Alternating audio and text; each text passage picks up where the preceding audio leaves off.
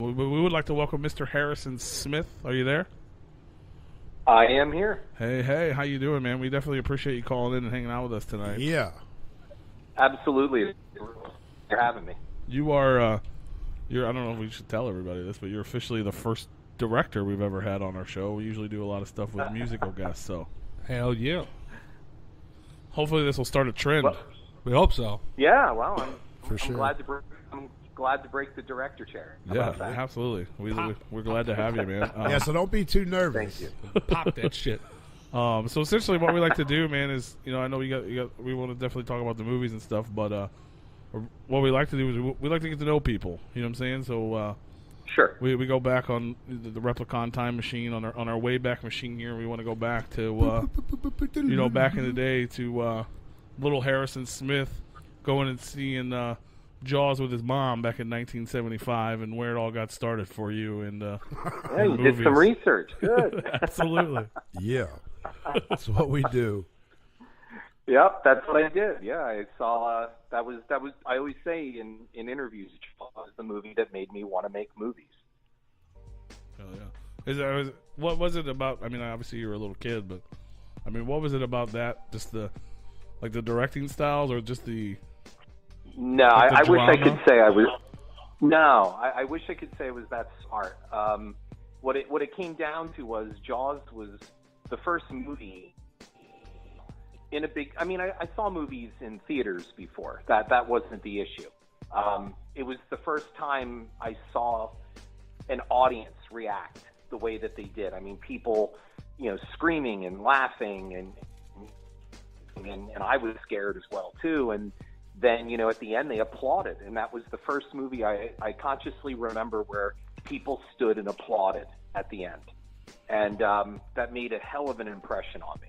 And I can still remember being out into our car, and I told my mom, I think I want to make movies. I want to do that. I wanted to make people do what I saw that movie do. I mean, aside from the fact that I was just blown away by, the effects, and as a kid, I mean, it was Jaws. I always say it was X-rated for anybody over 30. I mean, Jaws was a roller coaster ride. Yeah.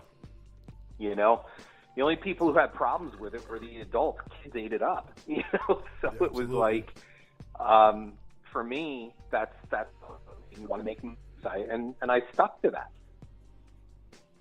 So I mean, from an 8-year-old to, to actually getting into movies, like how did you know what I mean? Like, how did you go into that? Did you start making? Did you pick up a camcorder at some point? As a president? No. What happened was I started writing them. I started writing stories, and I loved to write. And so by 6th grade, I wrote Jaws 3 as a book. Nice. It was written in my Mead spiral notebook, Oh, yeah. and I ended up putting a couple of my classmates in the story and all that. And I mean, it was just total garbage, but for me, it was a big deal. I mean, I think I hand wrote 150 pages, Yeah. and that's a lot. You know what I mean? When you're in 6th grade, that's a lot of writing with your eraser mate pen. I don't know how old you guys are, but we used to have the eraser mate pen. That was the big deal, that you could erase the ink. Yeah. Yeah. Oh, know? yeah. Those were introduced Right. when we were little. Yeah. Yeah, so it was, then I just started writing more and more stories. And then in 8th grade, I had a fantastic reading teacher named Donna Haddon. And she, we had a TV studio in our middle school in the basement. And she wanted to make a movie, and I wanted to remake Mad Monster Party. Remember Mad Monster Party? Man, I don't think I do. No. It's like a Rankin Bass, animated, stop motion animation, had Boris Karloff and Phyllis Diller. And I wanted to remake that. And we shot it on reel-to-reel videotape with, 3 TV cameras. And then my uncle that year got me a Super 8 millimeter film camera, a Kodak Super 8 millimeter, Awesome. no sound. And I started making movies. I started making these Benny Hill kind of short flicks, you know, and I put my brother in the dress, and he was this superheroine, and created like these wacky characters, and, you know, shot it all over the neighborhood. I mean, I used to hang on the front of my friend's car as I got older, and he'd drive, and I'm trying to get, like, you know, the moving road shot and all that stuff. And I used to do all lasers by hand. I'd scratch them with a needle. The film, each frame, I had a Mickey Mouse light board, and I'd scratch each frame, you know, just to make lasers come out of my brother's hands. Yeah. And it ended up getting picked up by the local cable channel. Oh, wow. And they wanted more. So I had a buddy named Lee Marshall, and I hope he's listening somewhere, because I don't know where Lee is now, but I loved him. And Lee was kind of like he was kind of like this mad scientist kind of guy, and he said, you know, you can take these movies and I can add sound to them. I'm like, what? And that was where I was introduced to the magic of VHS. And so we transferred these 8mm films over to VHS and started adding sound and music and everything like that. And they became like genuine Benny Hill type movies. And that's what made them get on local cable TV. And this was right around, like, I'd say like 83, 84 when I started doing that. And from there it just went. You know, I got my friends involved, and I found out very fast that, boy, nothing is better for chick magnet other than a dog than having a film camera. Like, if you have a video camera, chicks want to talk to you. So especially back then, it wasn't nearly as you know, easy to get. Popular. Oh no, right. And video camera, I mean, hell, VCRs were still expensive then, you know?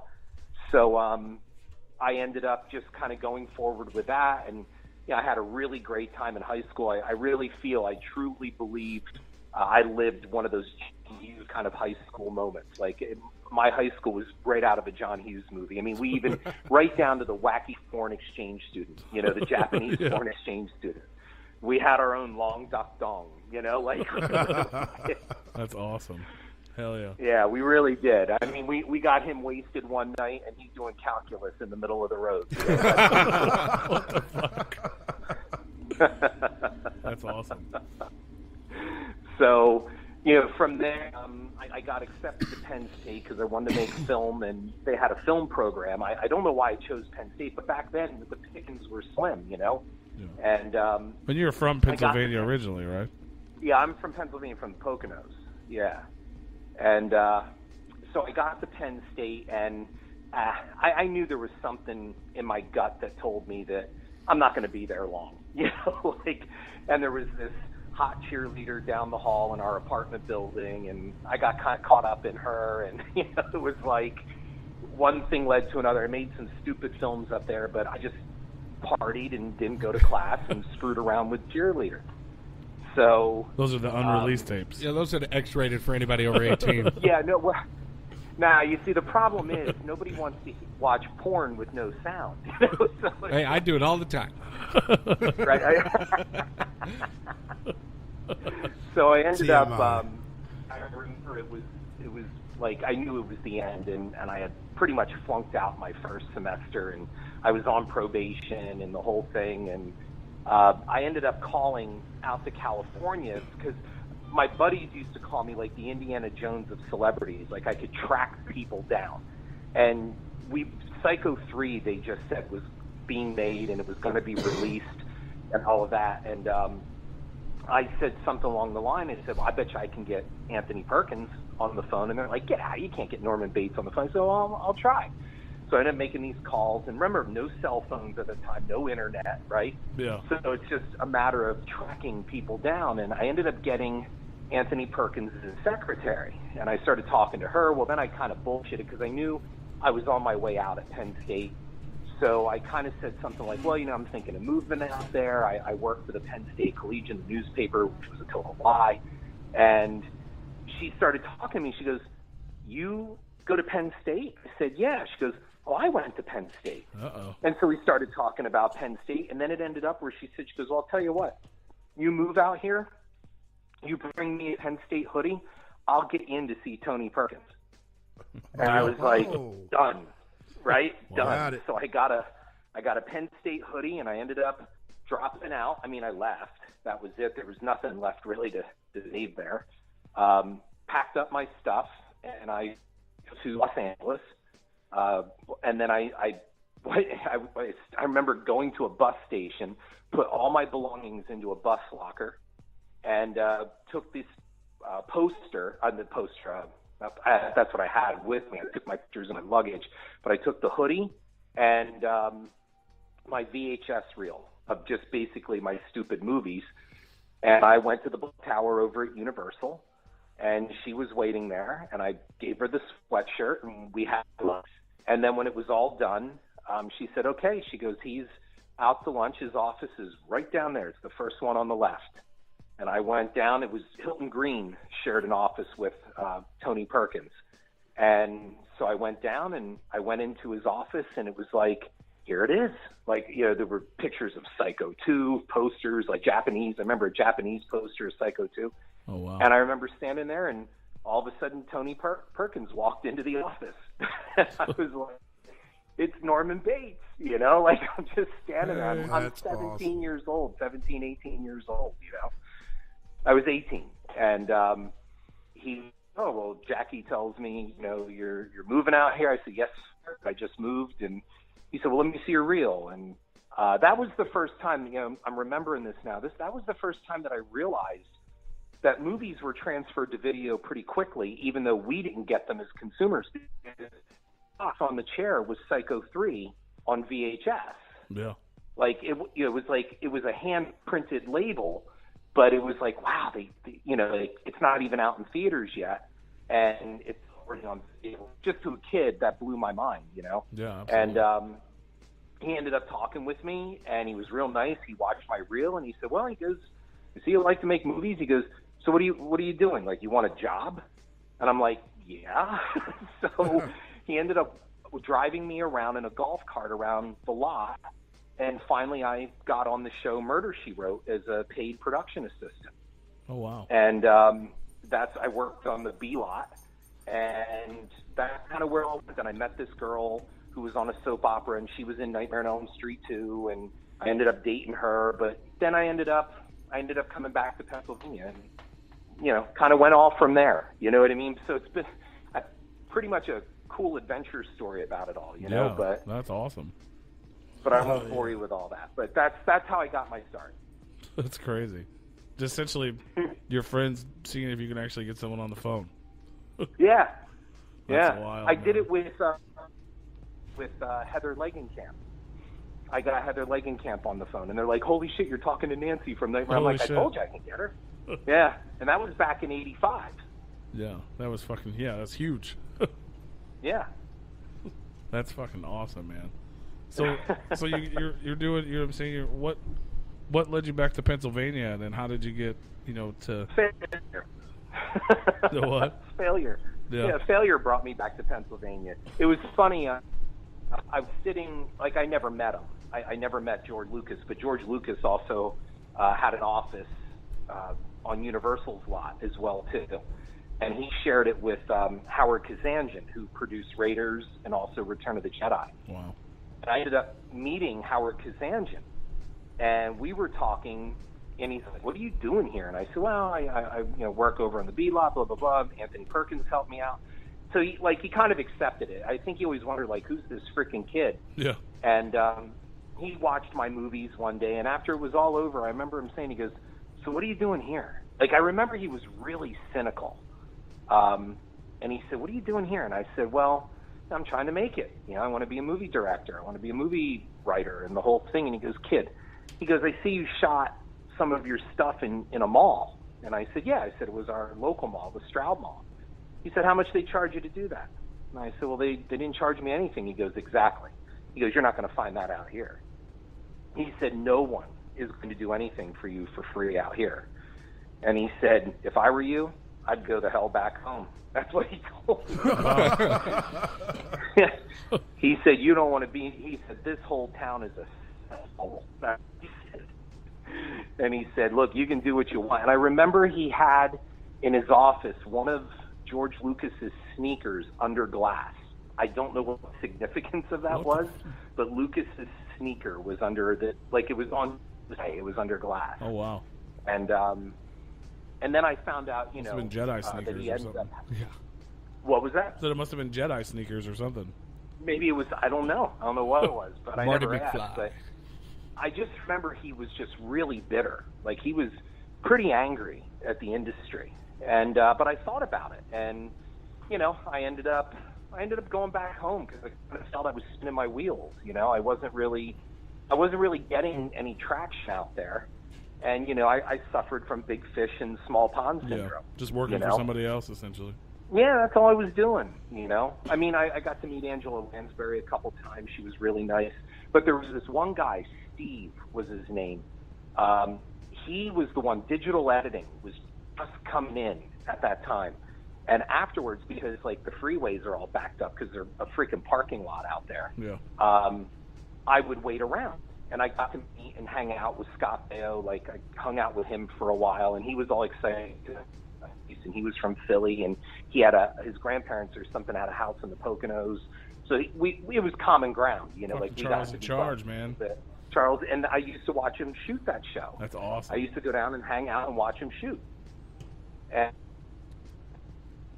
this guy started showing me how to loop, how they do it. Like, I remember there was a scene he showed me. He took me into the looping studio where, the actors are walking on the beach, but obviously you can't hear their voices with all the waves crashing. And that was the first time I really realized about looping, where they go into the theater and they repeat their lines and they wipe out all the existing, add all that later. And I was like, wow, I didn't, again, I'm 18. What do I know, And, I mean, now I'm sure there are people listening that go, well, duh, yeah, because you got freaking YouTube and all the tutorials and all that shit. Yeah. We didn't have that then, Yeah. So Whole new world. I learned a lot about that and, linear editing, non-linear editing. I mean, and I did a bunch of things that this guy taught me. He told me, he said, this is where it's going. He said, they're not going to be cutting film anymore. This is all going to be done on a computer. And that was 6. Wow. So you go So back this home. guy was way ahead of his time. So I go sure. home. Yep, I moved back home. I ended up running a movie theater in the local mall where I used to work as a kid. And, nothing stinks of failure than kind of just going back to what you were doing and you're just older, Yeah. And so, you kind of go from there to the point where it's like you go back to college. I went back to college, got my degree in education, became a high school history teacher for a while. And I was having fun with it, but want to make movies. And so finally what happened was someone introduced me to a local banker, and he had money, and he wanted to make a movie, and he came to me. And I said, why are you coming to me? He said, I hear you're the guy in this area that wants to make movies. He goes, why wouldn't I come to you? I'm like, well, what do you want to do? So we hashed it out. And anyway, I had this script. I gave him a couple scripts, but the budget would be too high. And I had this one called Field, which was, a story that's actually based on what happened to me as a boy growing up on my grandparents' farm in 1973. And he said, yeah, I like this one. This could be good. And so, it took a lot of back and forth. It wasn't all that simple. And finally, he agreed to finance it, but under the condition that we get 2 celebrity names. I ended up being able to get Cloris Leachman to play my grandmother, who was perfect. She was my number one choice. Awesome. And we ended up getting Tara Reid to play my mother. And I know Tara gets kicked around a lot, but she's a fantastic actress, and she's become a great friend. I love Tara Reid. I love me some Tara Reid. Awesome, I have a blog called Cinema, which is about cynicism in filmmaking. And I wrote a piece on her not too long ago, I'd say about maybe 6 months ago, on how awful she's been treated. And, everybody's doing this Me Too, and how badly women are treated. But, whenever Tara Reid's kicked around, everybody goes, well, that's part of the game. That's journalism. No, man, like she's been abused. Yeah, she has. For sure. Yeah. She's been drugged right through not just the mud, like through the mud, over asphalt, and then thrown into a bed of salt. So I ended up making the Fields, and I was still teaching, and I remember I had this kid in my class, and after the film was done, I only missed like 3 days of school, It was like a 30-day shoot. And I came back into class, and this kid said to me, he goes, so, what are you going to do? And I said, what do you mean, what am I going to do? And he goes, you made your first movie. And I go, yeah. And he goes, well, what are you going to do? I said, Phil, I don't understand. What do you mean, what am I going to do? I don't know. We'll freaking see. We'll see how this movie does. He goes, you've been telling us, and you tell everybody all the time that, all you ever wanted to do was make movies. I said, yeah. I said, but, life gets in the way, right? You got to grow up. Maybe, I don't know. Like, I keep coming back to that. And you know what he said? The little bastard. He wasn't a little bastard. He was 17. He was a junior. And he looks at me, he goes, yup, just like those who can't do, teach. And I was like, and I pointed at him, and I go, you're not supposed to do that. He goes, hey, I wasn't disrespectful. I said, no. I said, it's my job to make you. That's what I said. And he said, well, Smith, he's like, look, man, he goes, you tell us all the time to follow our dreams and don't give up and, dog it down. And he goes, you're just going to let this go? Like, you made one movie, you're just going to let it go? And I said, well, I went home, and I was married. I was married at that time. And I talked to my wife, and she said, all right. She goes, let's see what happens. And I said, look, we'll give it the Mark Twain method. Do what you love. And if you can't make money at it in 2 years, go cut wood. Yeah, absolutely. There you go. And so I ended up rolling the fields over into 6 Degrees of Hell with Corey Feldman, and then it was Camp Dread, and then it was Zombie Killers, and then, so I didn't have to go cut wood. Like I'm doing what I love, but it hasn't been easy, and it's still not easy. It's still not freaking easy to do all of this. For sure. But that's the abbreviated version of it all. I mean, I could 3 hours telling you everything, but that's how I got from A to B. That's awesome. Shout out to that kid in your class. Right. Yeah, for real. Oh yeah, and he was right. And we're all cool about it. Like, I remember I was on set one night, and I said to Tara Reid, I said, I gotta get back over to my classroom.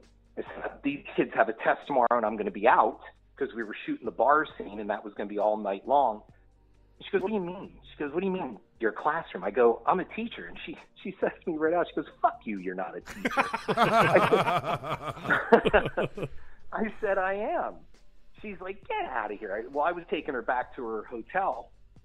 I said, well, I'll take you. I said, you can watch me, Xerox the test. And she doesn't believe me at all. So we pull into the school, and it's like 2:00 in the morning. I have a pass card. And she goes, what are we doing in a public school lot? I said, I'm not kidding you. I'm a teacher, And she said, I am not going in there. I said, well, good. You can sit here, and when the security guard comes around, you can tell him why Tara Reid's sitting in the school parking lot. That's fucking awesome, man. That's too funny. It's Bob that Harrison is inside, and he'll let you in. That's what I told her. So she comes with me inside, and she sees my classroom, and she's standing in my classroom. I used to take paintballing and the whole thing, and she's looking at years and years of stuff. And she looks at me, she goes, you're Batman. That's what she said. with your 2 lives, hell yeah. Yeah, I have this double life, and so I ran off the test, and you know what she did? She autographed every single one of those tests. Oh, that's awesome. Oh, that's dope. Yeah. So when I came back days later, my one student says to me, he goes, Smith, is that really Tara Reid's signature? I say, yeah. He goes, and I quote him. He goes, I don't care if I fucking bomb that test. I'm keeping it. That's what it was. Hell yeah. That's awesome, man. I would have too. I'd have been like, do I have to fill this one out? Like, to even think about that, like your history teacher, like, what the fuck? That's nuts. Yeah. I would have been mind blown that Tara Reid was standing right in the room that I was in. I'm like, what the fuck? She was just here. Why didn't you call me? I told them, and they asked that. The kids were like, Tara Reid was in this room. I said, yeah, she sat at that desk. She was right there. I'm sure you got a lot of shit for that from the kids. Was that? Oh, that was like that was American Pie days, wasn't it? Oh yeah, it was big around that time. Yeah. She was still, known for Van Wilder and American Pie and all of that stuff. So I mean, there were times, but here's the thing though. Like when I was teaching, And one time, I didn't have a desk. I moved all around the room. I was like all over the place. And my phone was on my desk, and it lit up, and it was her. You know, I have an iPhone, so it comes up Tara Reid. One of my students looked at me, and he goes, "Hey, Smith, you know, Tara Reid's calling you." And I said, "Yep," and it'll go to voicemail. And he's like, "You're not going to answer that?" I said, "No." I said, "Because I'm teaching. You are my focus, okay? What does that tell you if I have to answer this call? What does that tell you about my attention toward you?" And he goes, "Wow, I never thought of it that way." I said, "She will see me after I get out of school." And nothing, they have the directors on set. She doesn't need me. You know, she does. If it's really important, she'll leave a voicemail, right? Like right now, my students are my priority. That's it. Oh, yeah. That's awesome, man. That's crazy. That's just crazy. So your first movie ever, you got these two big names. That's a damn good place to start.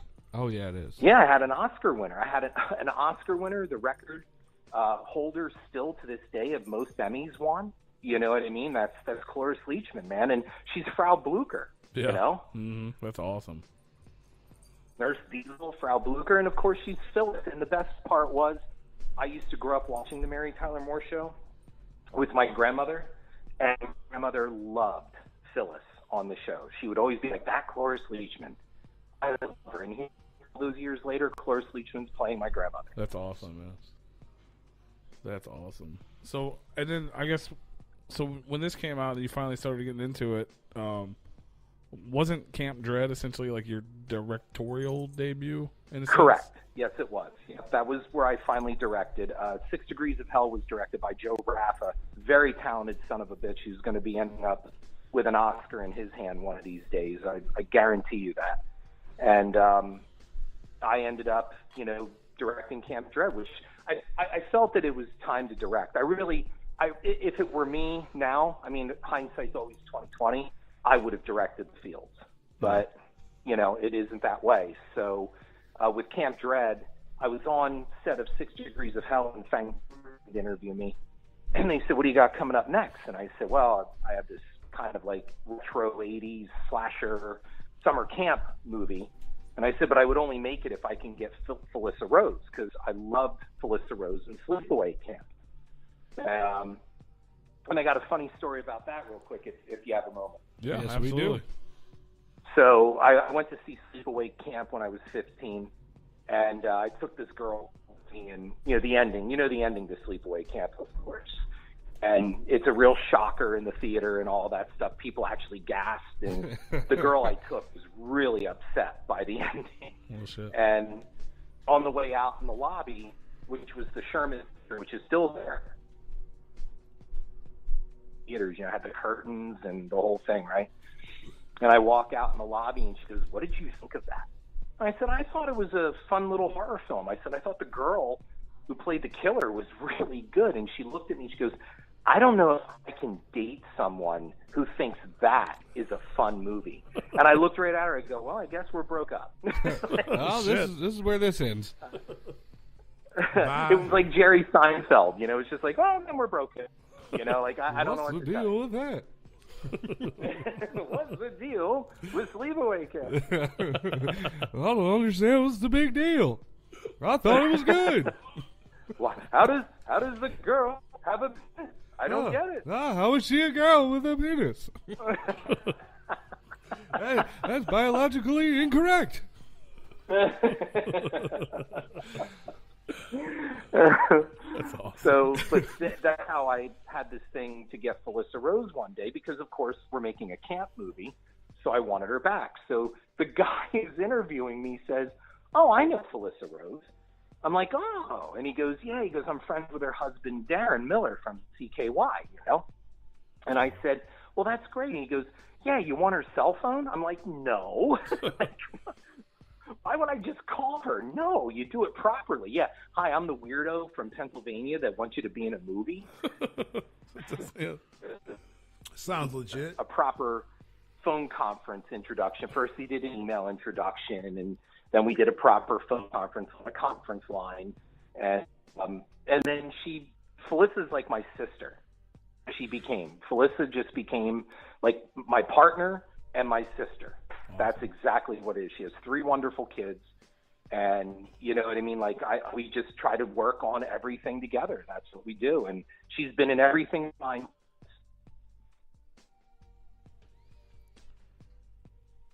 Did we lose him? I don't know. No, I'm here. We cut out for a second. Cut out. That's okay.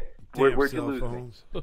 Yeah. You said she's been in everything of yours, but Yeah, she's been in everything of mine since. And as a matter of fact, if you get to watch my latest film, it's a comedy. It's an action comedy called Garlic and Gunpowder. She plays a 300-pound mob boss, like a drug dealer, and she is fantastic. Hell yeah, that's awesome. Yeah, she really is, man. She's just so funny in it. Was that Garlic and Gunpowder? Yeah, Garlic and Gunpowder. And that's I wanted to talk about that too. Since you brought it up, we can talk about that. And this is like your first venture into comedy, isn't it? That's correct. What led you? That's correct. It was my first venture into comedy. I wanted to make kind of something like like it's a mad world with a little Blazing Saddles thrown in. Hell yeah. And you got, and again with the cast, you're good with these castings, man. You got Vivica A. Fox and James Duvall, and oh yeah, I mean it's and they're all great in it. I mean they really are. We had Mike Madsen in it, and I'll tell you, man, freaking Judy Tenuta kills in it. She is just great. That's awesome. Yeah, and you can rent it. I mean, it's everywhere. It's Amazon. It's Vudu, iTunes. It's everywhere. Google Play. It's everywhere. It is available now. Oh yeah, awesome. Yeah. It was released. I think it was released. Garlic and Gunpowder. I think it was just released last month. Okay. So, yeah. Yeah, I definitely want to check it out. Yeah, I'd like to know what you guys think. I think it's funny as hell, and I had so much fun making it. And Felissa's just phenomenal in it. She's this big. They put her in this fat suit. You don't even recognize her. You know? Yeah, I'm sure I wouldn't. Not 300 pounds. And then so obviously from Camp Dread you went on. You did Zombie Killers. Elephant's Graveyard. Yep. Garlic and Gunpowder, and now you got Death House now, which has been getting a lot of publicity just because of the casting, I guess, because there's the whole, you got the A team of horror in there. Yeah, that's a damn shame. I don't want to call it the Expendables like everybody else did, because I'm not even a big fan of the Expendables. And look, if that helps people remember it and understand it, then fine. But it really isn't the Expendables of horror, Yeah. But the problem with calling it the Expendables of horror, and I don't understand why people do this, but it's been a problem that's plagued this film from before I came along, and that is people think it's going to be like Tony Todd's going to be Candyman and Kane Hodder's going to be Jason Voorhees, and it's like, no, they're all going to team up. There's none of that. Yeah, there's none of that. Number one, fees alone would be $30-40 million just to do that, just to get it legal. Yeah. So I don't understand, because like in the Expendables, I mean, Stallone didn't come back and play Cobra. It wasn't anything like that. Nobody came back to reprise their original roles. It wasn't like we teamed up. Rambo and the Terminator. Right, Rambo. Right. We didn't do any of that. Yeah. So I don't know why. People like, they just keep thinking it's like, even when we did a sneak preview of the film up at Scaricon in Springfield, Massachusetts,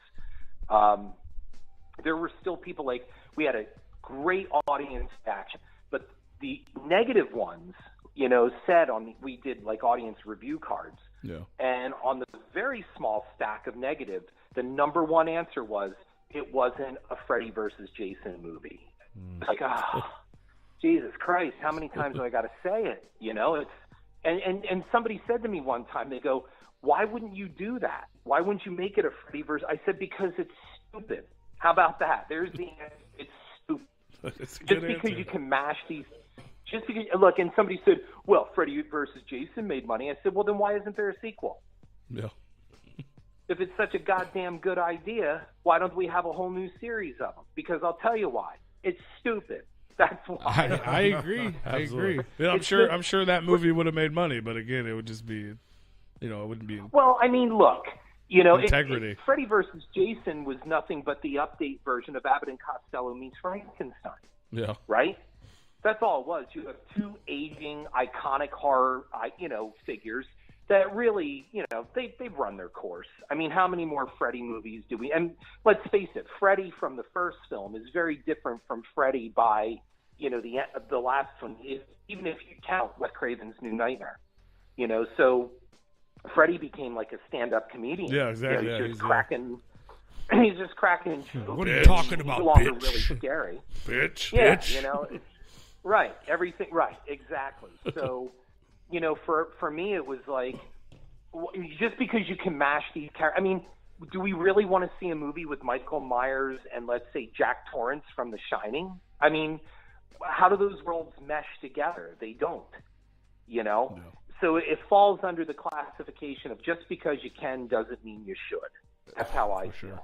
Yeah, they spend all the time thinking about how they could do it, not whether they should do it. They'd have to go to room number 13. Yeah, exactly. Well, I mean, think about it. Look, Freddy versus Jason, I know for a fact, had over 14 scripts. So we got that, and the come up with is Freddy has to, go into hell to get Jason to copy his murder so people believe in Freddy again. Really? Like, that's the best you could come up with? Yeah. It was a good movie, but yeah, it could have been a whole lot better for sure. It was essentially just a movie made to make money. You know what I mean? Yeah, it could have been a way better. I mean, it was good for what it was, but it definitely could have been a whole lot. It was funny. Better. It wasn't a horror movie. Yeah. I think it's not a horror movie. I think a lot of Hollywood's running out of ideas, and they're just there's no originality anymore. So they're just trying to this worked in this. I'm going to disagree with that. There's originality. People don't want. Well, that is true. The more people bitch about, another remake, you freaking go out and see it, don't you? Yeah. People go out and pay the money for it, right? I mean, they would stop it if people just stopped going. If you didn't patronize the film, then they would say, oh, that bombed. I guess we should go in a different direction. I'm doing my part in not patronizing those films. Yeah. I did not see Ghostbusters with the female cast. Like, one thing that I don't like about the movies coming out nowadays is they're pretty much like the same. Like, okay, like the house is possessed, or there's somebody living in the house gonna kill everybody, or there's a demon. Well, that's what I like from what I'm taking from Death House. The same. That's what I'm liking, what I'm seeing from Death House, from the trailers. Now, I mean, I know we're talking to you. I'm not trying to, cradle the balls, but honestly, it seems like such an original idea to me, and it's fascinating. I cannot wait to see the movie, just because it's like. Well, what we did with Death House is we wanted to make something smart as well too. Look, it would have been really easy to just make a movie that was like an R-rated Scooby-Doo episode and just put in all these characters and go, oh, look, there's Sid Haig. Oh, look, there's Tony Todd. And they kill someone or they get killed and then they're off the screen in 30 seconds. Right. We didn't want to do that. And I said from the beginning, I have no interest in making that kind of movie. There's no interest at all in that. So we made something that incorporates, everything from, going back to, the mind experiments of MK Ultra from the 1940s, 50s, and 60s. We talk about, the whole thing of not only good versus evil, but good's dependency on evil and vice versa. So, we're approaching a very strange time in our history right now where, everybody's offended by everything and everything's inappropriate or awkward. And we don't even understand anymore what anything is. And we're just throwing these labels out, and we don't really think of anything. We see whatever is on the news and we process it, it's funny that people are so outraged. Well, what do you think we've been fed for the last 40, 50 years? Why is this suddenly a sudden revelation in fake news? Yeah. So who knows? Who knows? So we wanted to incorporate some really smart stuff into Death House as well too. And it's very Carpenter-esque. It's more of a tribute to Escape from New York than it is, a horror movie. I mean, it's got a lot of blood and gore. We had to really do some heavy editing for the MPAA. So it's like, That's always we good have to some hear. good violence. We have some good blood and gore. We have some really screwed up moments in the film where I had people, like, I won't give away too much because you have to see it, but, you know, we've had some people say right out that, you know, man, that one scene with those things in the freezer room, they were just like, you know, they were just like, holy shit, that was creepy. And that's what we wanted. And it's a good, I mean, Death House is, I always describe it, it's a roller coaster ride through the funhouse. But it's, you know, like I said, it's smart and has a good story, and it's not just gory just to be gory, just to make a horror movie. Right. And like I mentioned for everybody else, the fucking cast list is huge. I mean, obviously we got Kane Hodder, who's going to be we have on here shortly, Bill Moseley, Dee Wallace, Sid Haig, Danny Trejo. There's like 20 or more big name actors. I don't have the whole list in front of me, but yeah, I mean that's a huge lineup there for sure. It's a big lineup. That's exciting. I mean, how much fun was it to work with all those, you know, legends at one time? It wasn't just fun. It was absolutely educational because, and I know, like, probably a lot of people say this just to keep the peace on the film. I got to tell you, I'm telling the absolute truth. It was a pleasure to work with every single one of them. No divas, no attitudes, no egos, just nicest damn bunch of people you could work with. And they were all there for Gunnar.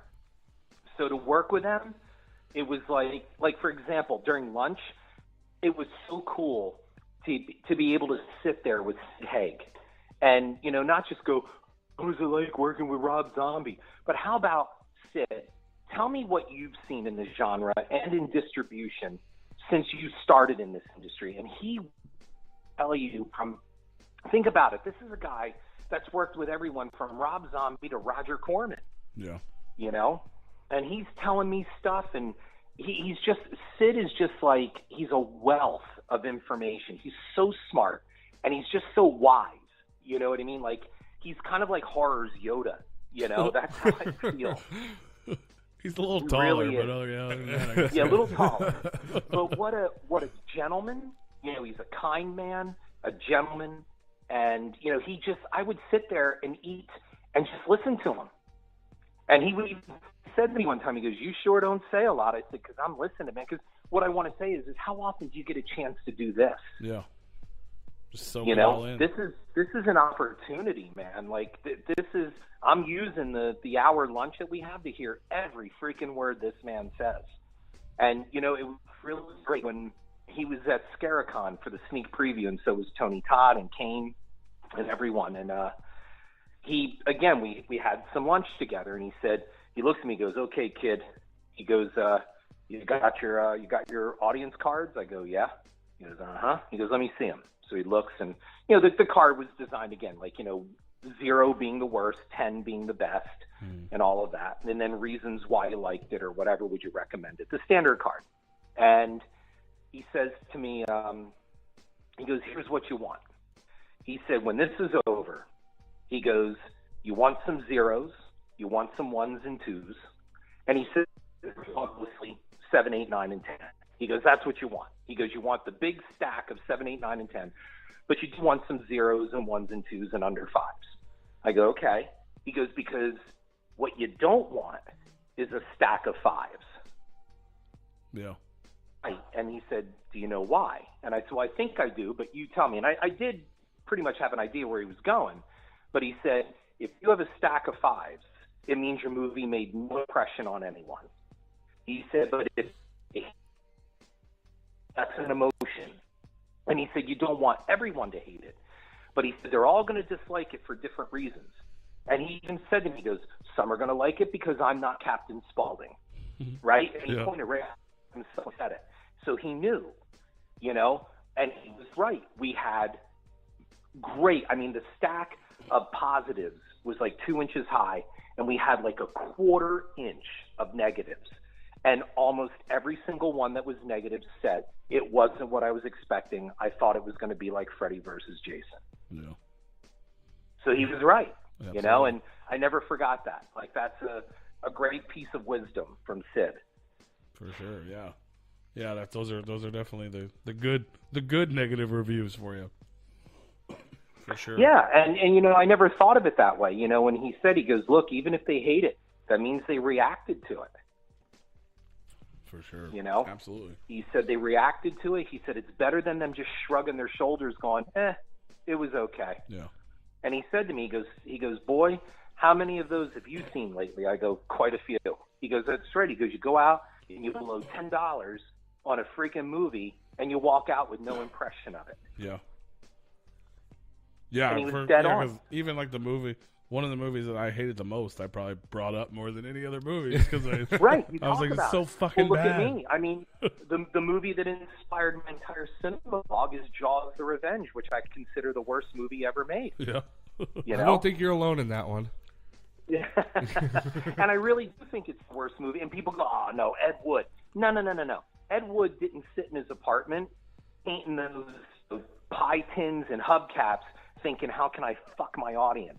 However, the people that made Jaws: The Revenge said, how many people can we fuck over with this movie that we can get their money? Jaws: The Revenge was out to fleece you of your money because they knew there was still enough to ring out. And that's why they did it. Kind of like a Freddy versus Jason. Yeah. I mean, except Freddy versus Jason wasn't incompetently made. Yeah. I mean, Jaws: The Revenge is just inept. I mean, there are scenes where all they had to do was crop the frame to hide the mechanical arm that holds the shark. They didn't even do it. Yeah. They didn't even care because you know why? They're all the same. Fuck it, who cares? I mean, you really think they had a screening for that movie? They had a red carpet for that? I don't think so. No, they just pressed it up and said, fuck it, send it. Straight to VHS type of shit. Just go ahead, send it out. Right. Everybody took that check and cashed it real fast and disappeared. Let's cash these checks before they bounce. Yep. Peace. Right. That's awesome. Look, I know for a fact they were sending out those mechanical sharks and sending them to the Bahamas before the script was even done. Wow. They didn't even have a script. When they arrived in the Bahamas, they didn't even have a freaking script. It's like, what are we doing here? Right, do we get the bigger boat? What do we do? I don't know. Is this where we get the bigger boat? How about the shark is psychic? Yeah. The shark Does it have freaking laser beams attached to his head? What? Well, right. And you know what I mean? It's like they didn't even pitch that thing. Because I'll tell you, if I were the head of Universal Studios, who, by the way, my wife is in the film, okay? But if I were the head of Universal Studios and somebody said, hey, Jaws 4, here's the pitch. The shark is psychic. Right there. Done. Nice. Sold. But somebody went, now that's an idea I can get behind. Yeah. Well, that's just like, you said, it's just all about, that's what people are buying now. I know I read something earlier there about the, Oop, are you there? Hello? Yeah, can you hear me? Hello? Yep, I said you read, all I got was I read somewhere. And then it was about the Bill and Ted, the sequel to Bill and Ted. Oh, yeah. And the biggest issue they said that they're having with it is every fucking studio doesn't want to greenlight it because they want to reboot. They want new kids, but they want to make a sequel, third to Bill and Ted Are Old, and everyone's saying, no, we want new kids. We want reboots. We want reboots. Well, my answer to that is let's look at Ghostbusters 2016. How did that work out? Yeah. Oh, I got a mind-blowing idea. Sharks that can read palms. Got it. Right. They can make Ghostbusters, Jaws, Ghostbusters. Yeah, they use their nose to read palms. There you go. That's fucking crazy. Yeah, they go and the sharks are dead. Yeah. We should just start a whole segment of the show where we talk shit about movies from now on.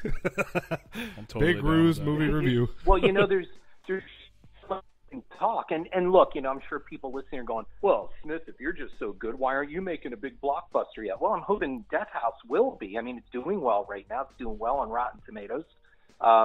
But at the same time, you know what I mean? It's like, I don't know. Sometimes I wonder, am I making stuff that people want to see? Because, I guess I should just be making, like you guys said, the same old shit, right? I should just be making a possession movie and, we get the digital effects and make somebody walk backwards or up a wall and they have no eyes, the black eyes thing. Yeah. And I mean, and what we really haven't seen enough of is let's get something scary in the bathroom mirror. We don't see enough of that. Where they shut it? Oh, man, that's brand new right there. Candyman. Yeah, the reflection in the mirror. We don't see enough of that. Jiggle a couple coffee tables around. Oh. Yeah, we've got to do that. You know what I like is when somebody gets startled in the kitchen and they drop the plate on the ground. Oh, I love that. Right. Yeah. I love it. Oh, that coffee mug. And I get it. Like, look, there's formula. Look, Friday the 13th did exactly all that. It's all formula. I get a lot of that. But it's almost like now, like, you know, everybody's talking about the new Halloween, you know, and it's like, I guess, I mean, you know, I guess we'll see. Well, I mean, I'll go see it. You know, I'll put my money down. I'll go see it. However, I don't know. What's it going to be? I mean, I heard John Squires from Bloody Disgusting, who I think is a great writer, and we're Twitter friends. So people always say, do we really need another Halloween? We don't need any movie. And I'm like, I get that. I see what he's saying. Yeah. But at the same time, it's like, if you didn't make so many shitty sequels, you wouldn't need this kind of, you know, quasi reboot or reimagining, you know? Yeah. Because the plot of this one ignores every single Halloween movie except for the first one. Okay? That's what it does. So my answer is, what did we do all this for? Yeah. You know? This is like part two. Yeah. Yeah, it's like part two. It's Right. a sequel to part 2. That's crazy. Like, how many paranormal activities do you need to have? Oh, I like love me some. Right. I love me some Katie. I want to see Katie. Just make a whole Thing, movie I mean, of Katie. Like, 1 or 2 was fine, but after that, it was like, Right. fuck another one. I was sold when And you she know, was but walking people up the can stairs. argue right back though. Really, how is Paranormal Activity any different than Friday the 13th? I mean, what's the plot of every Friday the 13th? Teenagers go to camp, teenagers get That's undressed, true. teenagers die. Right. Right? I mean, it's not like any plots are really complex. You know? I don't know. I'm confused as fuck by some of the backstories in Paranormal Activity with that whole cult thing and like trying to follow the characters. It's like, what the is this? Is this a horror movie or is this Saw? I don't understand. It's so confusing. Right? Exactly. Exactly. Like, it's to the But point yeah, where I mean, I've lost I it. don't know. People ask me like, where's horror going? Well, it'll go where it goes, and it'll always circle back. You know, Yeah, I don't think the genre is in any danger. I don't. You know, look, everything is a reflection of our time. Right now, as a society, I'm more concerned about where we're going as a society than where the genre of horror is going. Absolutely. You know, I mean, we have technology, social media that is anything but social. You know, and Yeah. if people attacking each other online for their political state, and then then you get the same people that suddenly become experts on everything, right? There's the latest school shooting, and suddenly everybody's a gun expert and everybody's a Constitution expert, and it's like everybody's pontificating. But my question always is who's your audience? Like, who are you talking to? Well, I mean, You get people like even now, like people are like, oh, I can't believe Zuckerberg, Facebook, they're Yeah. the devil. It's like, come on, did you really not think this shit was going on? right. Really? I mean, we have a gigantic social media platform where you enter all of your data, and you don't think that's valuable to somebody? Like, why is anybody surprised that this guy did this? Because You know, people are and- stupid. People are stupid. And then, they're talking about privacy. Do you see them bastards put on Facebook? Yeah, there is no privacy on Facebook. Oh, no. They put their whole lives on there, from what they ate at lunch to their nervous breakdowns, their drug addictions, their children, sex lives. Their condoms. Yeah, they put their children on there, Their and then Tide they're Pods. worried because their privacy's been breached. How You dare have no you? privacy, Right. Yeah. and then everybody's like screaming for Zuckerberg's head. It's like, I don't know what you're talking about. I was not surprised by any of this. I Well, mean, I'm after not saying many it's trips right. into Facebook jail, I've been screaming for his head for quite some time. I've been in Facebook jail more than anybody I know. Right.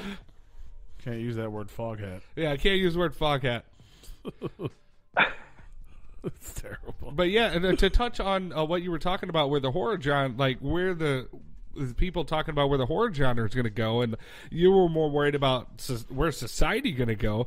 That kind of sparked into my mind that show Black Mirror. I mean, that's kind of like, in some Yeah. people's perception, like a horror of like, this is what our society is becoming and going to.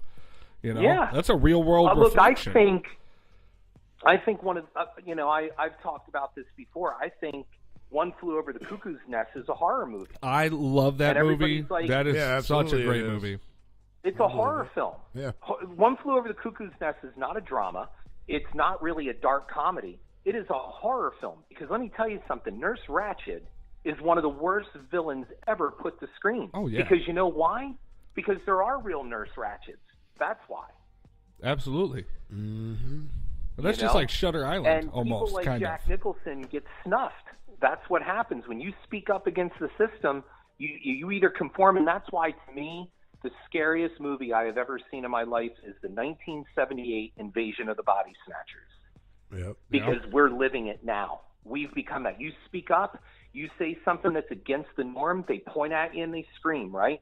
I mean, look at even with all this accusation stuff. I'm not downplaying the Me Too thing. I'm not talking like, so right away, everybody's like, oh, he's dissing the Me Too movement. What I'm saying is there have been some that have used it for not what it was meant for. Oh, and the minute that somebody says that, the minute you say that, they point and they scream at you, right? They point and scream and go, you know what I mean? Well, there's been people that have been falsely accused. I mean, there's already right. like at least 3 or 4 of them that'll be like, no, you need to back that up. Like, I'm not part of this. Like, I didn't do that.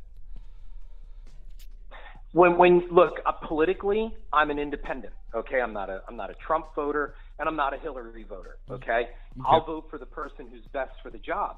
But when goes online and on TV and says all women must be believed, well, for when that happens, sorry, you're cutting out a little bit. Because you don't believe them, you're not listening to them. Right. So you can't have this one size fits all thing, but people think you can. We've reduced our politics down to bumper sticker mentality, where if we don't have a good put down, if we don't have a good diss, if we don't have something that can shut somebody up in less than 30 seconds, well, then you lose. Yep. Well fucking put. We don't know how to communicate anymore. There's no political discourse. It's pundits all screaming at each other. That's horror, man. And people want instant justification. They want instant justice. Right. It's like, I said this guy did this, you have to believe me. It's like, or I said this person did that, and you have to believe me. And the person's like, I got all this shit saying I didn't. But even if they prove their innocence, they're still damned.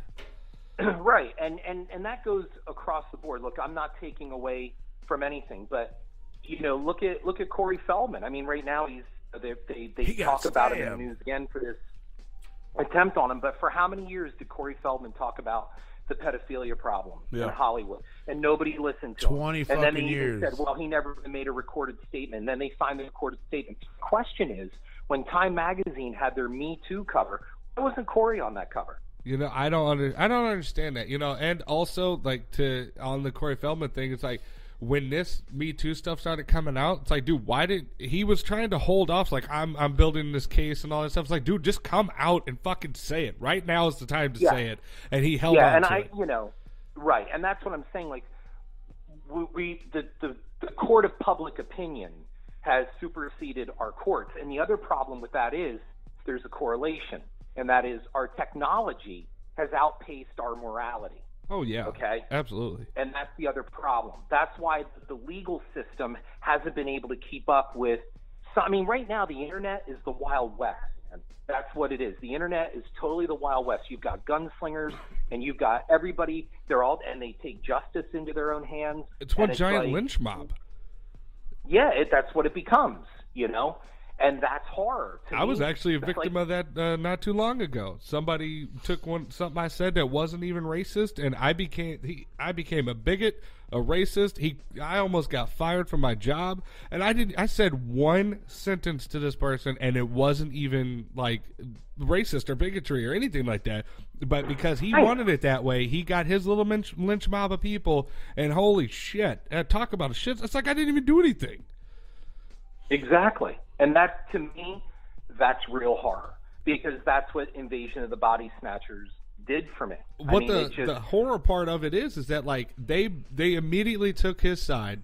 I couldn't even defend myself. I got wiped off of Facebook, and even when I tried to fight, I had several people fighting it for me, and like they were like, nope, we're not going to do anything. We're not going to do anything about it. And I'm like, dude, this is blatant fucking harassment. Like they're threatening me, and nope, we're not going to do anything about it. And I'm like, I called him a fuck boy, and I got deleted off of Facebook, and yet he's sitting there sending people to my work, and you're not going to do anything about it. It's like, what the fuck kind of society do we live in where that shit goes on? That is horror right there. Exactly. And that is because, look, that's what Jack Nicholson was saying in One Flew Over the Cuckoo's Nest, right? Like, you look what you're doing. You're accusing these people. not only accused these people, but you've molded them into, you know, these perceptions. And according to Nurse Ratched, this is all right. I mean, to call Billy its parent, and then Billy kills himself, and Nurse Ratched's like, fine, I guess he shouldn't have had the prostitute, right? Right. Shouldn't have that. And it's like, holy cow. You know, I mean, Nurse Ratched, I mean, Louise Fletcher played that role so well that I'm sure she's a very nice woman. I've never met her, but I have never trusted her played by Louise Fletcher ever again. You know, I saw a picture of the behind the scenes of them shooting that movie where Jack Nicholson and Louise, I can't pronounce her name, they were like smiling together behind the scenes while she was in her uniform and all that stuff, and it was just so back-taking. Like, it's like, that's a character, I know. you know, and it's like she just played it so well. It's like, oh, wow, like, holy shit. To me, she supersedes Darth Vader. Even Darth Vader had a heart. Yeah, you know, exactly. There's nothing warm or kind or compassionate about Nurse Ratched. She represents the worst of society. And the worst part is she believes she is correct. She believes she is right. And we have that now. Those are the worst. Those are the worst villains. That's totally true about today. Yeah, absolutely. Yeah, you know. And everybody's got to be right. The next horror movie is going to be. Fly with me. Yeah, give me monsters, give me ghosts, whatever. That's fine. What really bugs me is, like, for example, I think the movie Seven is such a disturbing motion picture to me. I saw it once, and I never want to see it again. And it's not because it's bad. It's a great film. I describe Seven very simply. If I were to write a review on it, very simple. This movie is too good for its own good. That's how I would reveal it. Yeah. Yeah. It's a great movie. It's just too cynical, and it's too nihilistic. That's Fincher. That's the way Fincher is. And I mean, look, I remember Alien 3, where I sat there, I walked out of that movie depressed. You know, like, I walked out going like, there's just no hope for mankind. Like, there's nothing. No. You know? We're a self-destructing species, and we're only getting worse. Go back when they give the eulogy, when they're dropping Hicks and Newt into the furnace, and that eulogy is just so depressing. Like, I'm sitting in the theater, and I'm like, my God, I paid money to be scared, not depressed. That was a good series all the way up until they did the Alien versus Predator. Yeah, that was a good movie. Oh, yeah. Well, then, and again, it turned into Abbott and Costello, right? But see, I took that more for like an action film. I wasn't like, I mean, it was all like superficial stuff. You know, it's like, it's just going to be an action film. Kind of like when, the Freddy versus Jason. You know, it's like, I know that this isn't going to be like a legendary film. You know, it's like, I'm just going to take it as an action film. You know, it's a comedy action film to me. But it didn't really do what everybody hoped it would, and no, I don't know. Like, again, I always. It's because they didn't have Kane. Exactly, they took away Kane. You know, it just comes down to, again, of, you know, just because you can doesn't mean you should. That's how I feel. Absolutely. The next could we have used, like, for example, let's go back real quick to the female Ghostbusters film. And see, listen to what I'm even saying. That's the wrong way to say it, the female Ghostbusters movie. What it really should be judged as is just simply a crappy reboot. The fact that it was a female cast has very little to do with anything here. Absolutely. And the fact is, we have Bill Murray for years always talk about, I'm never going to do a Ghostbusters movie unless the script is good. It has to be good. It has to be good. I only do quality. Oh, you mean like the Garfield movies? Oh, right. Right, yeah. Charlie's Angels? Yeah, gotcha. Okay. I see your commitment to quality. So you won't do Ghostbusters 3, but you will do those films. The City of Ember, you'll do that. Okay. So you'll make those movies, but you still will hold out. So Harold Ramis dies. You pretty much now very clear that you won't do a Ghostbusters 3. Ramis is dead. So really the studio has no choice but to either do a reboot, but you will return in the reboot in a crappy role as a ghost debunker. Yeah. Where actually, if you wanted to, you could have just simply got the band back together and introduced the girls to pass the torch over to them. Yeah, is what you could have done. in the time that it took you to do that shitty cameo in that movie, to have the original Ghostbusters back, and they retired or they died, I don't know, whatever it is, but they handed everything over to the girls, and you know what? That movie probably would have done 50% more business, because instead of shitting all over the original film, okay, it kind of continues it, and we get a Ghostbusters 3 out of it. Absolutely. Yeah, right? I totally agree with that. Yeah, because then it would make sense, and they wouldn't ruin the legacy. I challenge anybody to argue with me on that. Oh, well, Bill Murray. No, don't give me this Bill Murray garbage. Then what did he do that crappy role for? He was in that movie, what, like 12 to 15 minutes? Yeah. I wouldn't basically dressed right? as that. Yeah. Basically dressed as a woman. He could have been Bankman. And instead of playing that stupid character that I don't even know of. Or Dan Aykroyd as a taxi driver for like 30 seconds. Yeah, Dan Aykroyd is a taxi driver, and at the end, Ernie Hudson pulls up in the hearse. Yeah. You know? And it's like, come on, really? You guys could have put the uniforms on and passed the torch over to these ladies, and you know what? Maybe that would have been at least received better. It may not have been a better movie, but it would have been received better. But instead, audiences are so tired of having some of their great memories just crap all over, okay? So then you have the other thing, which I was going to say about that is everybody, you know, busts on this Ghostbusters remake. However, nobody really remembers how bad Ghostbusters 2 was. Okay? And everybody gives Ghostbusters 2 a free pass because it's Ghostbusters. Yeah, but it still wasn't good. Like Ghostbusters 2, even though, that's why Bill Murray said on a third, because the second one didn't turn out any the way that they pitched it to me. Yeah. You know? And so we didn't get a Ghostbusters 3 because of Ghostbusters 2. And look, you say what you want about Ghostbusters. If you liked it, great. If it gave you a good time, great. But don't tell me it's as good as the first one. It is not. Never. It was a good time. Okay. If I met somebody that told me that the female Ghostbusters was as good as the first one, that person can't be trusted. I don't want that type of person in my life. Yeah, but what I'm saying is Ghostbusters 2 is nowhere near as good as the 1984. No, now, not at all. The remake, and that's the other thing. Look how they marketed this movie. The original 30 years in the world. Okay, so we're already leading into a trailer that makes me think this is the same movie. Like it's attached to that world, and then they show the original firehouse in the preview. Yeah. So I'm like, oh, so it isn't a remake. It's actually a quasi-sequel. No, it's a remake. Yeah. Yeah, it was strange. It was so totally mismarketed. Yeah, it definitely would have been more respectable if they would have just handed the torch instead of being over. in the actual firehouse, they're just above the Chinese restaurant next door. Right. Well, what was the point in having the same firehouse? What's the point? Right? And then if you're remaking the movie, and remember, you're showing this movie to an audience of people that some of them have never seen the original Ghostbusters, okay? So at the end, you have a post-credit sequence in which Zool is on the phone, right? And it's like, well, if you don't know the original film, then the joke is lost. Yeah, absolutely. No joke. You know, knock, knock, who's there? Brick.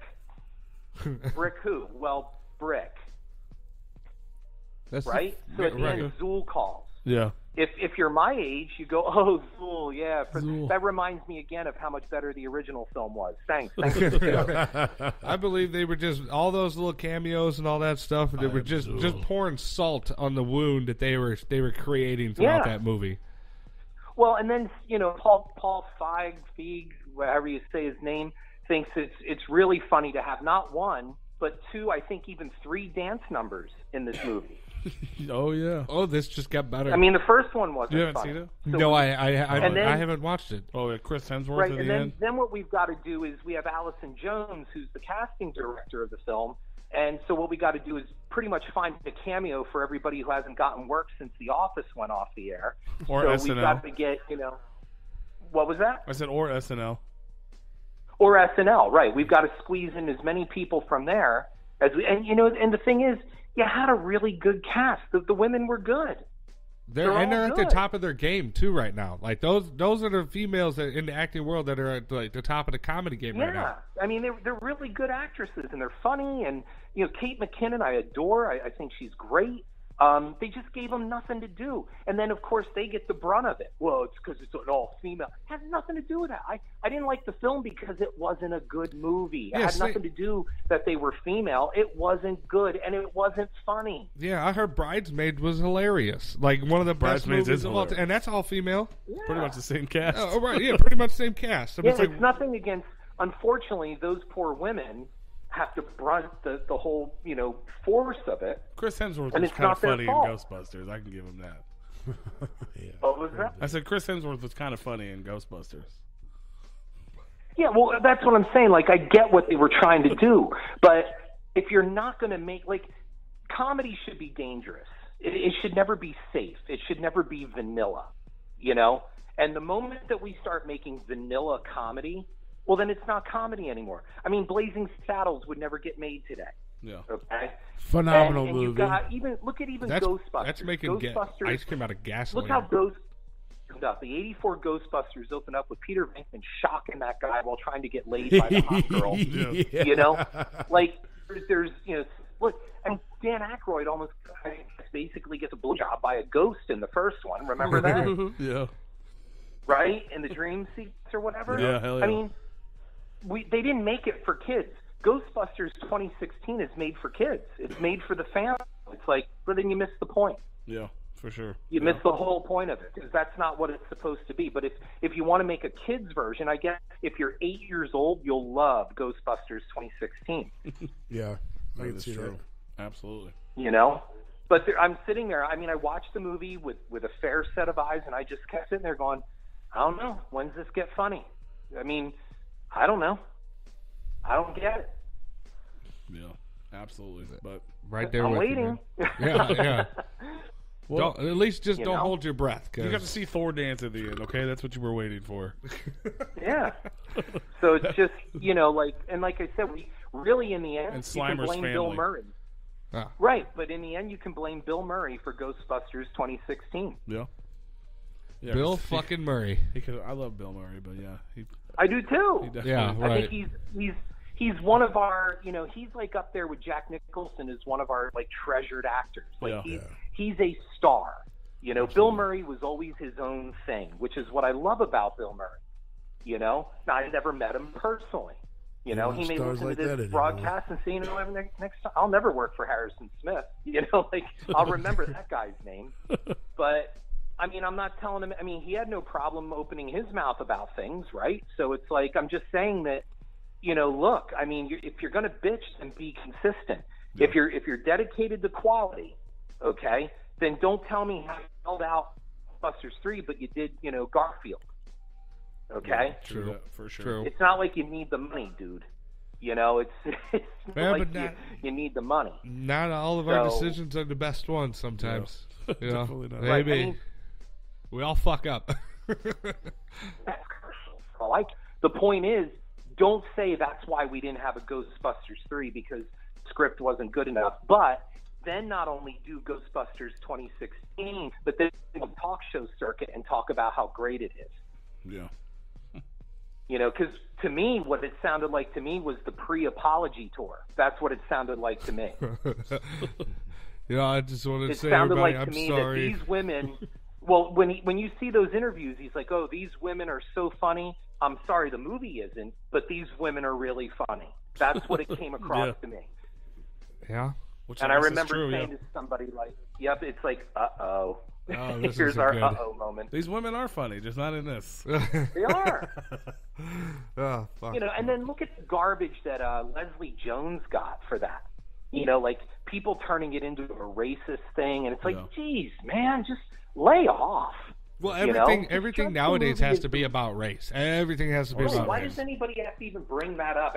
I didn't see that at all. It's just, I know I was sitting in the theater watching the preview going, this just doesn't look good. It had to do with race. It had nothing to do with sexism. I don't care that they're all female. Just give them something funny to do. Yeah. Because Kate McKinnon is freaking funny. Uh-huh.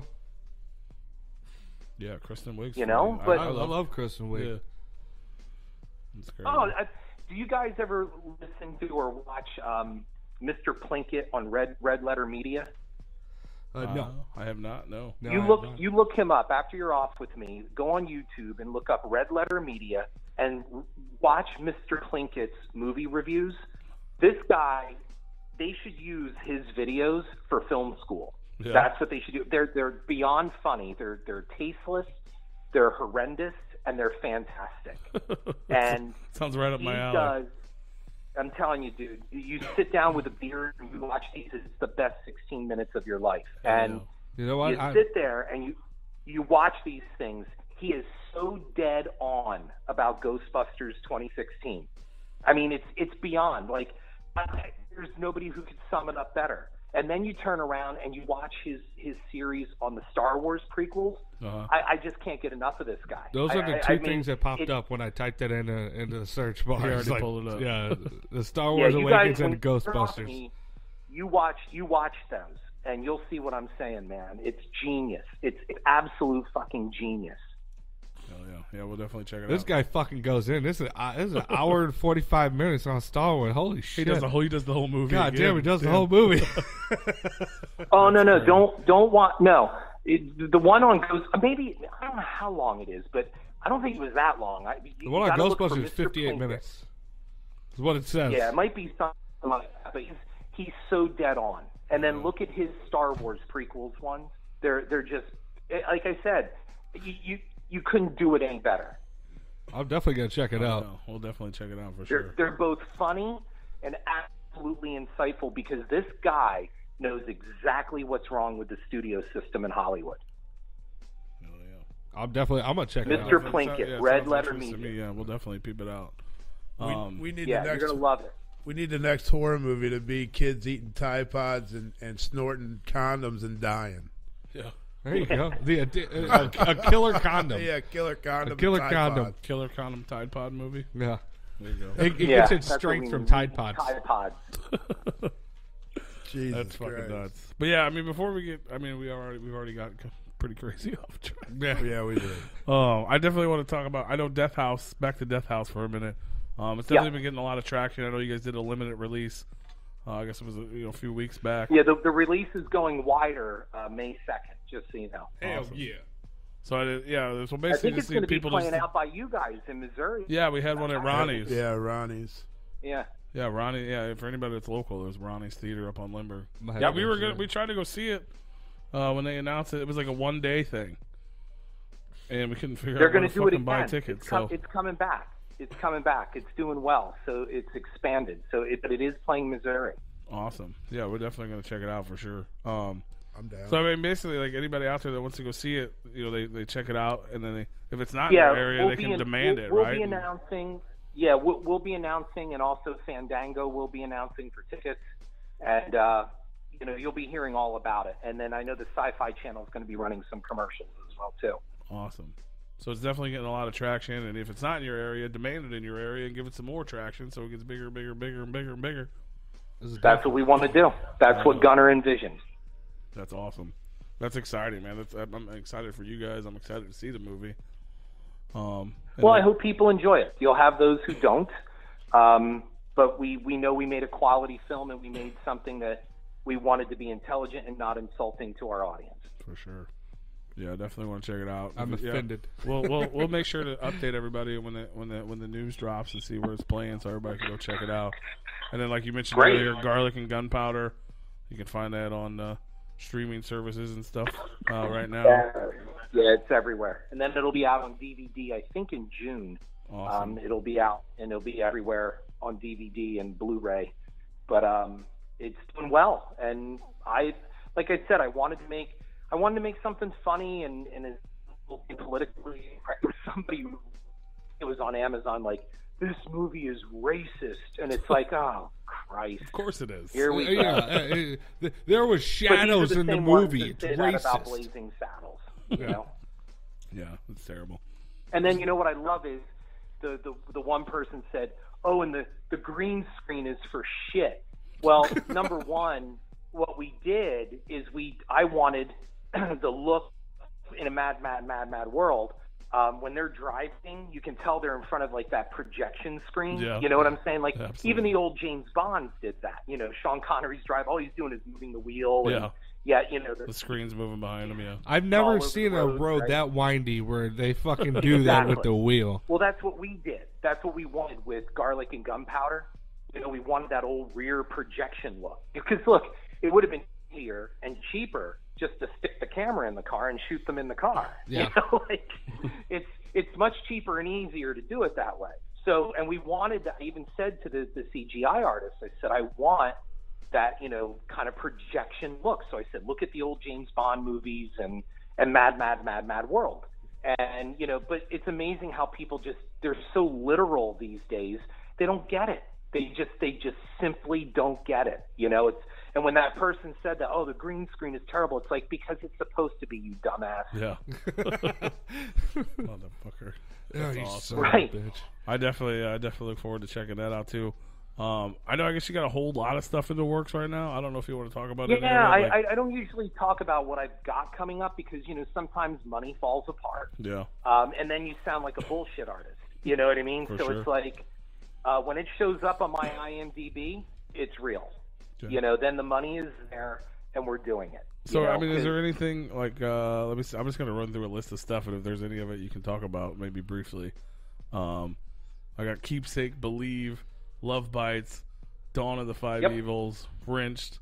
Yep. And then I guess you have like a show with Lloyd Kaufman, the Dead Air thing. Dead Air, yeah, that's been, you know, up and down for a while. You know, the problem is finding a network that wants it.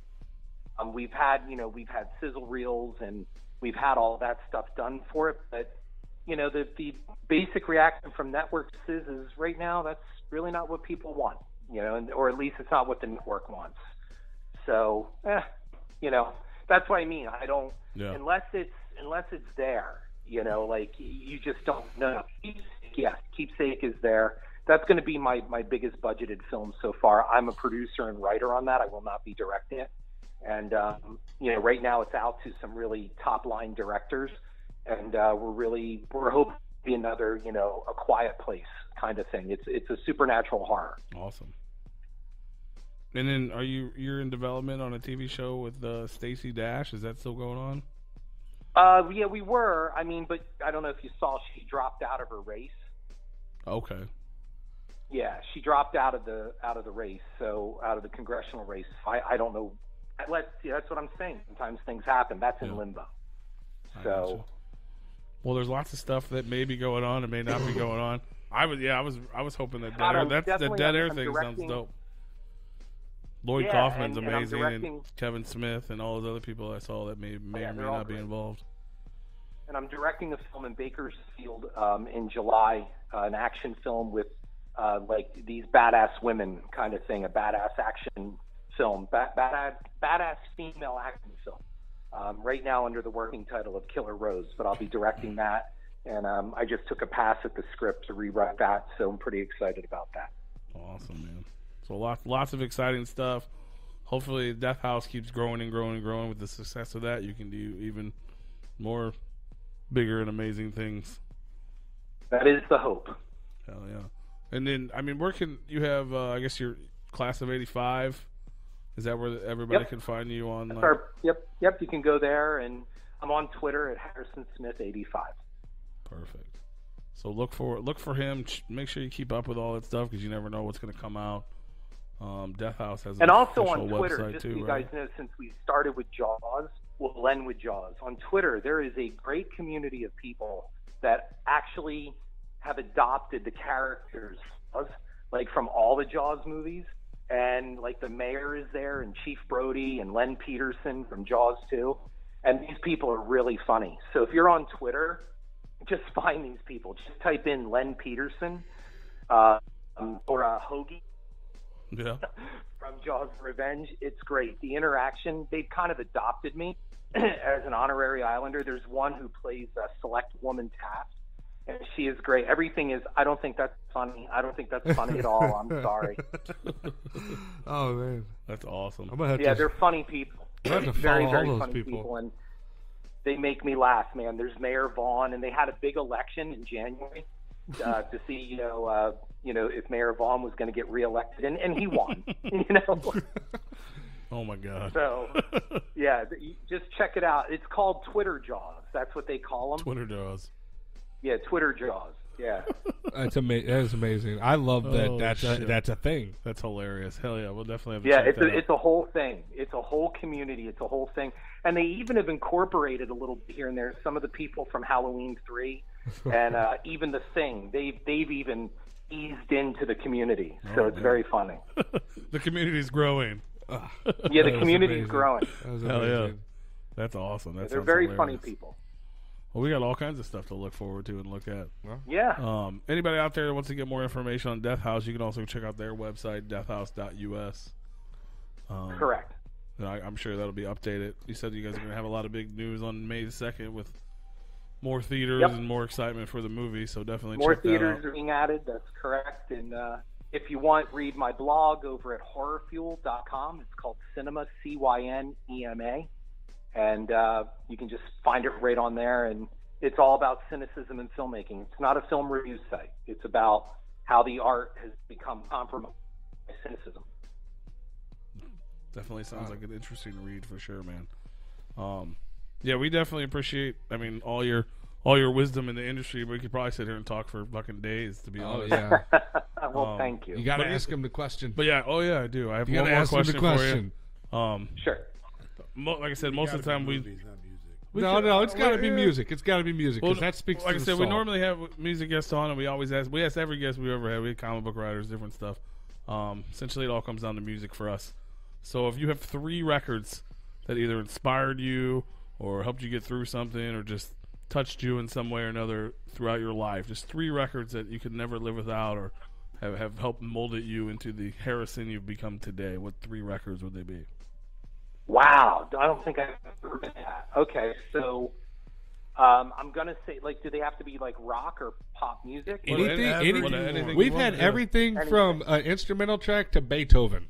Yeah, whatever. Okay. Yeah. It's you, whatever, it's all about you. You got to dig deep into that soul. Yeah, I'm going to say one of them is definitely Pink Floyd's Dark Side of the Moon. Love it. Awesome. And, wow. Going through, for 2 more, I'm going to have to say somewhere along the line, it would have to be the soundtrack to Jaws. There you go. Just because of all that it holds significant to me. For sure. As a boy growing up. It's not like, I sat and rocked out to Jaws, but... No, but but you hear it, and that just score definitely right made there. that movie, though, for sure. Yeah, the score is... And it really, and that's it. The soundtrack itself opened my eyes to how impactful music can really be. And let's face it, John Williams is the Spielberg of music composers. So sure. It's major, theme, franchise theme is John Williams, Jerry Goldsmith. I think that's pretty much it, right? So, 2 men who've done so. Well, for a third, it's hard to say. I love all kinds of music, but I would have to go back again. It wouldn't be meaningful if it was an easy question. Right. No, I know. I just don't want to. I know your audience is probably sitting there going, Jesus. Oh, no. You are not the only one. This happens every time, and we want that to happen. Yeah, okay. Because that means you're thinking about it. I would not be able to answer because I suck at answering shit off the top of my head. And if we ever have you on again, you'll probably have a totally different answer. And that's okay. That's okay.